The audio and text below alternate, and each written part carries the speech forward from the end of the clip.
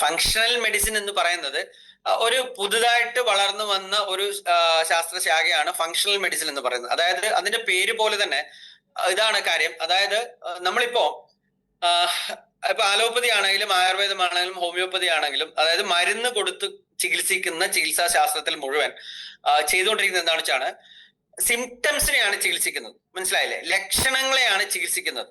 നമ്മൾ ഏതെടുത്ത് ഇപ്പൊ നിങ്ങളൊരു പനി തലവേദന എന്ന് പോയി കഴിഞ്ഞാല് നമ്മളിപ്പോ ഒരു അലോപ്പതി ഡോക്ടറെ തോന്നിയാൽ നിങ്ങൾക്ക് ആദ്യം ആ പനിയും തലവേദനക്കുള്ള ഗുളികയാണ് തരുന്നത്. ഓക്കെ, നിങ്ങൾക്ക് എന്തുകൊണ്ട് തലവേദന വന്നു അല്ലെങ്കിൽ നിങ്ങൾക്ക് എന്താണ് പനിയുടെ കാരണമെന്ന് നമ്മള് ആദ്യം തന്നെ ചിന്തിക്കാറില്ല. ഓക്കെ, പാരസെറ്റമോൾ തന്നു, പനി കുറഞ്ഞു, ബസ് കഴിഞ്ഞു. ഓക്കെ, പക്ഷെ ഫങ്ഷണൽ മെഡിസിൻ എന്ന് പറഞ്ഞു കഴിഞ്ഞാൽ നിങ്ങൾ ഒരു ഫങ്ഷണൽ മെഡിസിൻ പ്രാക്ടീസ് ചെയ്യുന്ന ഒരാളെടുത്ത് നിങ്ങൾ ഒരുപാട് ലക്ഷണങ്ങൾ പറഞ്ഞാൽ അവർ ലക്ഷണത്തെ മൈൻഡേ ചെയ്യില്ല.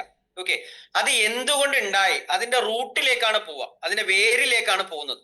ഓക്കെ, അപ്പൊ അതിന് ചില ബ്ലഡ് ടെസ്റ്റുകൾ ഉണ്ട്. നിങ്ങളുമായിട്ടുള്ള കറക്റ്റ് ഒരു 45 മിനിറ്റ് നിങ്ങളുമായിട്ടുള്ള സംഭാഷണം, കറക്റ്റ് ആയിട്ടുള്ള ഒരു കൗൺസിലിംഗ്, ഇതിനൊക്കെ എവിടുന്നാണ്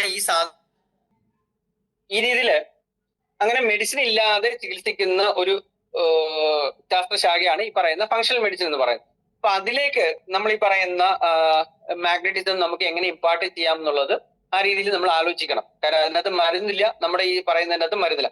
നിലവിൽ എന്തായാലും ഒരു കണക്ഷൻ വന്നിട്ടില്ല. ഞാൻ ഈ പറയുന്ന പോലെ ഇനി പഠനങ്ങൾ വരുന്നതോടൊപ്പം ഡെഫിനറ്റ് ആയിട്ട് ചിലപ്പോ ഒരു കണക്ഷൻ വന്നേക്കാം, അതിനൊരു സാധ്യതയുണ്ട്. എന്ത് തന്നെ ഫങ്ഷണൽ മെഡിസിൻസ്, അതായത് രോഗത്തിന്റെ മൂലകാരണം കണ്ടുപിടിച്ച് മരുന്നിന് പകരം ഡെഫിഷ്യൻസിയെ പരിഹരിച്ച് മുന്നോട്ട് പോകുന്ന ഒരു ശാസ്ത്രശാഖ ഫങ്ഷണൽ മെഡിസിൻ. ഇതിന്റെയൊക്കെ ഉപയോഗമാണ് ഇന്ന് ലോകത്തിൽ ഇനി ഭാവിയിലേക്ക് കൂടി വന്നുകൊണ്ടിരിക്കുന്നത്. അപ്പൊ അതുകൊണ്ട് തന്നെ നമ്മുടെ മാഗ്നറ്റിക് പ്രോഡക്റ്റുകളുടെ ഉപയോഗവും ഇനി ഭാവിയിൽ കുറച്ച് കൂടി വരും.